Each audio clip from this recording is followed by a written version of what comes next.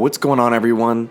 Welcome back to another episode of Star Wars Coffee, where today we're going to be diving into Act 2 of The Rise of Skywalker, continuing the, mini-series we got going here of the Jedi Paxos leak. So, usual spoiler warning, there's going to be spoilers from The Rise of Skywalker. As usual, these spoilers coordinate from Jedi Paxos with MakingStarWars.net and Bespin Bulletin. So, all of these sources combined give this some pretty good credibility as usual, and if you haven't seen Act 1 or the overall plot, I have videos to both of those that I will put in the description of this video and you'll see appearing in cards at the top here. But with that being said, let's get into The Rise of Skywalker, Act 2. The heroes of the Resistance make their way to the snow-dusted planet to execute their plan to discover what secrets the dagger held. Despite not being in possession of the dagger anymore, 3PO tells the crew that he has the message committed to memory, so all hope is not lost.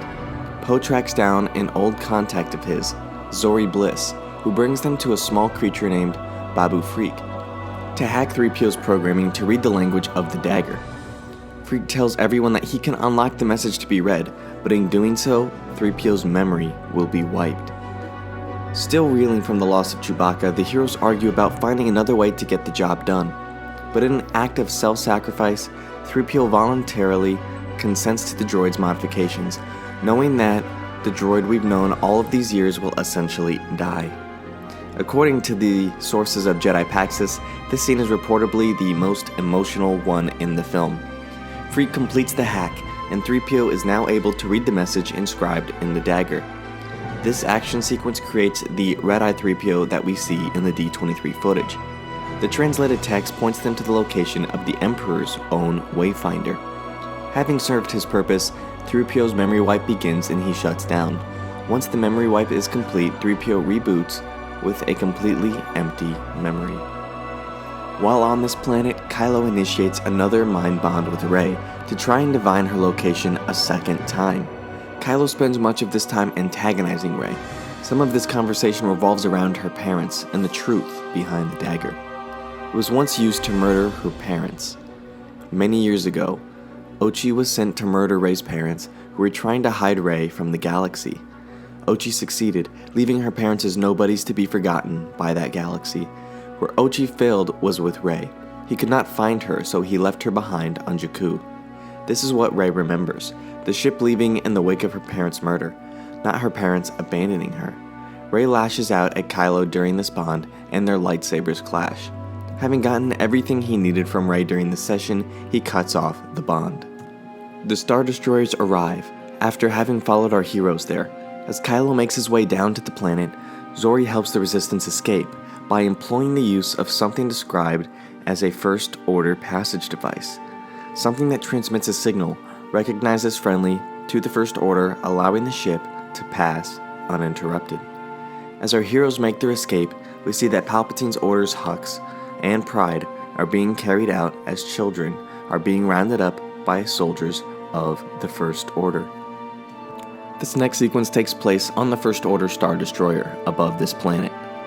As the heroes escape on Ochi's ship, the group makes the decision to use the passage device to board the Star Destroyer and recapture the Falcon. The device works as advertised, and their ship lands without question. On board the Star Destroyer, the droids log on to the ship's computer network to locate the Falcon. But in the process, they discover that Chewbacca is still alive. He was on a different prisoner transport the entire time.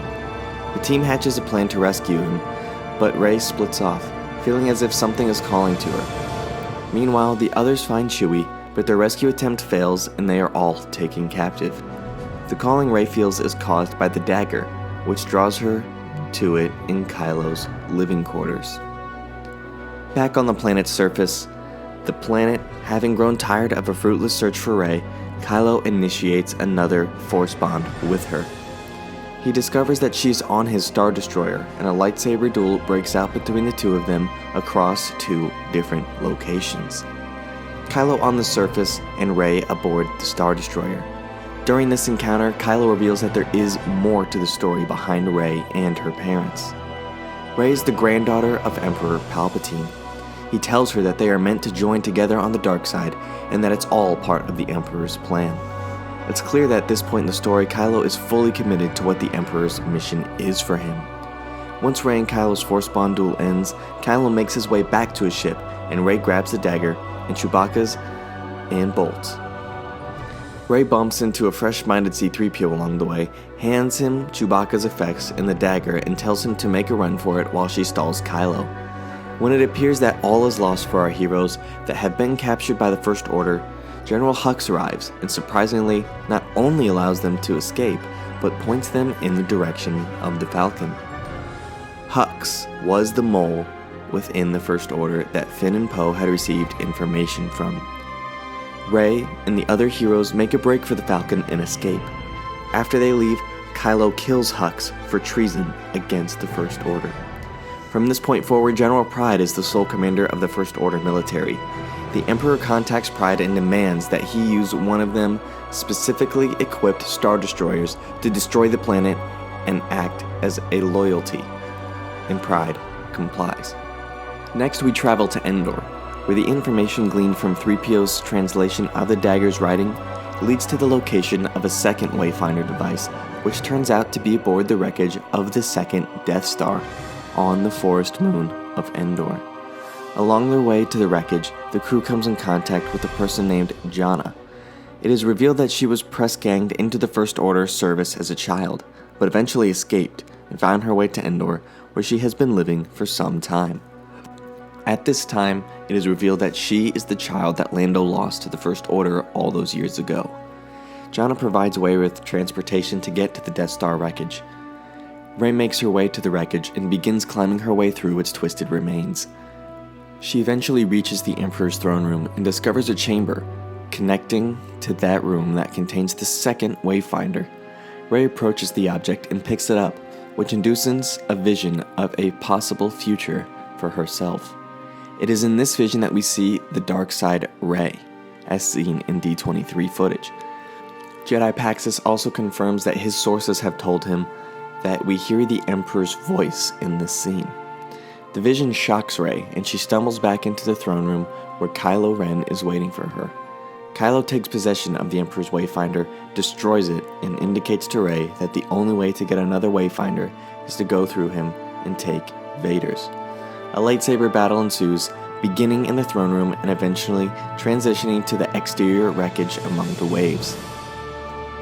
Back to the Resistance jungle base. Off in another part of the galaxy, while Kylo and Rey clash lightsabers, a bright light in the universe begins to fade. Leia is dying. Before her death, we hear the voice of a familiar hero come to bid her farewell and pass on a last bit of knowledge. As their battles rage on, both Kylo and Rey sense the death or respective death of mother and mentor.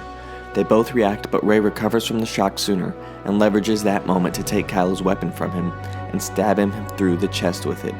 In the aftermath of their concluded duel, Rey declares to Kylo that she will never be like him and fall to the dark side. She exercises her newfound healing ability to save Kylo from death, steals his ship along with Vader's Wayfinder aboard it, and takes off, leaving her enemy behind. After Rey leaves the forest moon, the remainder of the Resistance crews board the Falcon along with her newfound ally Jannah, having spent the duration of Rey and Kylo's fight repairing the ship, and return to the hidden base on the jungle planet. Broken and defeated, Kylo Ren remains on the wreckage of the second Death Star when he is visited by a vision of his father. Han speaks to his son, telling him that it's never too late to return to the light and make the right choice. This conversation has a profound effect on Kylo, and in a symbolic gesture, he discards his lightsaber and walks away from darkness and the identity of Kylo Ren, returning to Ben Solo.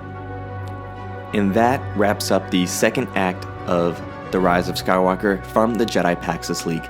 Again, if you haven't seen Act 1 or the overall plot provided, I have videos to both of those in the description of this video, so be sure to check those out. Let me know what you think about this in the comments down below. Personally, I like this second act more than the first one. It seems that we're going to be getting a lot more lightsaber action, which is one of the things I was really disappointed with in The Last Jedi. But, again, I think JJ is going to be able to pull this off. I expressed some doubts in a video that I did about Disney's biggest mistake, but if anybody's going to be able to pull this off, it kind of seems like JJ is currently able to do that. But again, let me know what you think with the comment down below.